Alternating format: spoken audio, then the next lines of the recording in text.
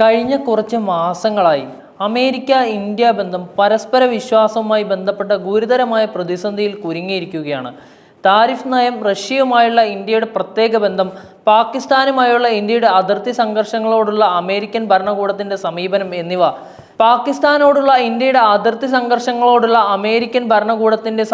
എന്നിവ സംബന്ധിച്ചുള്ള ആഴത്തിലുള്ള തർക്കമാണ് ഇതിന്റെ ഏറ്റവും വലിയൊരു പശ്ചാത്തലം. അമേരിക്കയിൽ നിന്നുള്ള ഇറക്കുമതിക്ക് ന്യൂഡൽഹിയിൽ ചുമത്തുന്ന ഉയർന്ന താരിഫ് അതിർത്തി പ്രസിഡന്റ് ഡൊണാൾഡ് ട്രംപ് ആവർത്തിച്ച് വ്യക്തമാക്കുകയാണ്. അദ്ദേഹം പറഞ്ഞത് ലോകത്തിലെ ഏറ്റവും ഉയർന്ന നിരക്കുകളിൽ ഒന്ന് എന്നാണ്. സ്വന്തം രാജ്യത്തിന്റെ താരിഫുകൾ ഏകദേശം 50% ഉയർന്നതോടെയാണ് അദ്ദേഹം ഇതിനോട് പ്രതികരിച്ചത്. എന്നിരുന്നാലും അതിനപ്പുറം മറ്റു പ്രശ്നങ്ങളും ഉണ്ടായിരുന്നു.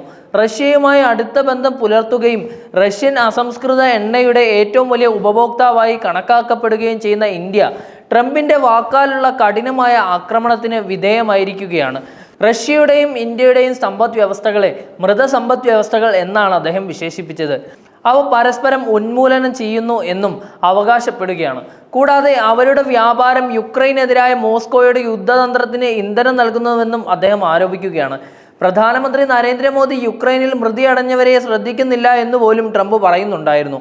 ആ പ്രസ്താവന വ്യക്തിപരമായ അധിക്ഷേപവും ഉയർന്നു വരുന്ന ശക്തിയായുള്ള ഇന്ത്യയുടെ സ്ഥാനത്തെ അപമാനിക്കുന്നതുമായിരുന്നു. പാകിസ്ഥാനുമായുള്ള അതിർത്തി സംഘർഷങ്ങളിൽ നിഷ്പക്ഷ മധ്യസ്ഥനായി സ്വയം സ്ഥാപിക്കാൻ ട്രംപ് ശ്രമിച്ചിട്ടുണ്ടായിരുന്നു. അദ്ദേഹം കടുത്ത സമ്മർദ്ദം ചെലുത്തുകയും ഇരുവശത്തും ഉപരോധം ഏർപ്പെടുത്തുമെന്ന് ഭീഷണി മുഴക്കുകയും ചെയ്തിട്ടുണ്ടായിരുന്നു. തുടർന്ന് വെടിനിർത്തൽ പ്രഖ്യാപനവും വന്നു. പിന്നീട് പാകിസ്ഥാൻ അദ്ദേഹത്തിന്റെ മധ്യസ്ഥതയെ പ്രശംസിച്ച് അദ്ദേഹത്തിന് സമാധാനത്തിനുള്ള നോബൽ സമ്മാനം നൽകാൻ നിർദ്ദേശിക്കുകയും ചെയ്തു. എന്നാൽ മറുവശത്ത് ന്യൂഡൽഹി വാഷിംഗ്ടണിന്റെ പങ്ക് കുറച്ചു കാണുകയാണ് ഉണ്ടായത്. ഇരു രാഷ്ട്രങ്ങളും തമ്മിലുള്ള വിശ്വാസക്കുറവ് ആഴത്തിൽ വ്യക്തമായ മറ്റൊരു സന്ദർഭമായിരുന്നു ഇത്. മോദിയുടെ കടുത്ത പ്രതികരണം സാമ്പത്തിക സൈനിക സംഘർഷത്തിൽ നിന്ന് മാത്രമല്ല, വ്യക്തിപരവും ദേശീയവുമായ അന്തസ്സ് വ്രണപ്പെടുത്തുന്നതാണെന്ന തോന്നലിൽ കൂടിയാണ് ഉണ്ടായത്. പ്രധാനമായും ഇതിലൂടെയാണ് പ്രശ്നം ഉടലെടുക്കുകയും ചെയ്തത്. പ്രസിഡന്റ് ട്രംപിൽ നിന്നുള്ള 4 ഫോൺ വിളികളും അദ്ദേഹം നിരസിക്കുകയാണ് ഉണ്ടായത്. ഈ പശ്ചാത്തലത്തിൽ ഇസ്രായേലിന് സുപ്രധാന പാഠങ്ങൾ പഠിക്കാനാകും. ഓഗസ്റ്റ് 25-ന് ഖാൻ യൂനിസിലെ നാസർ ആശുപത്രിയിൽ Israel shell പതിക്കുകയുണ്ടായി.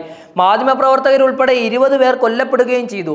മണിക്കൂറുകൾക്കുള്ളിൽ IDF വക്താവും chief of സ്റ്റാഫും പ്രധാനമന്ത്രിയും പ്രതികരിക്കാൻ മുന്നോട്ട് വന്നിട്ടുണ്ടായിരുന്നു.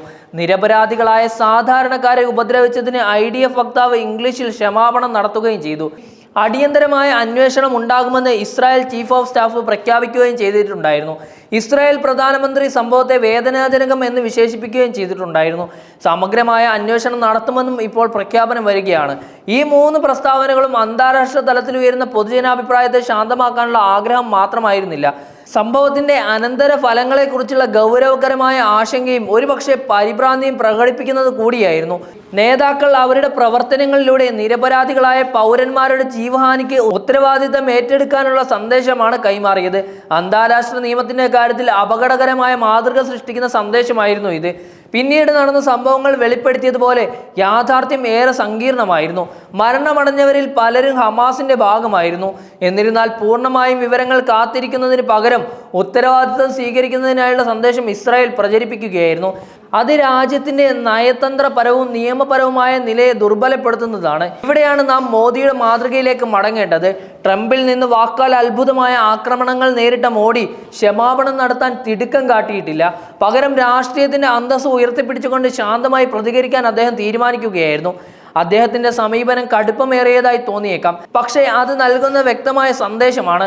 ഇന്ത്യ കീഴടങ്ങുന്നതോ താഴ്ന്ന നിലയിലുള്ളതോ ആയ രാഷ്ട്രം എന്ന നിലയിൽ തുടരാൻ ആഗ്രഹിക്കുന്നില്ല എന്ന വലിയ സന്ദേശമാണ്.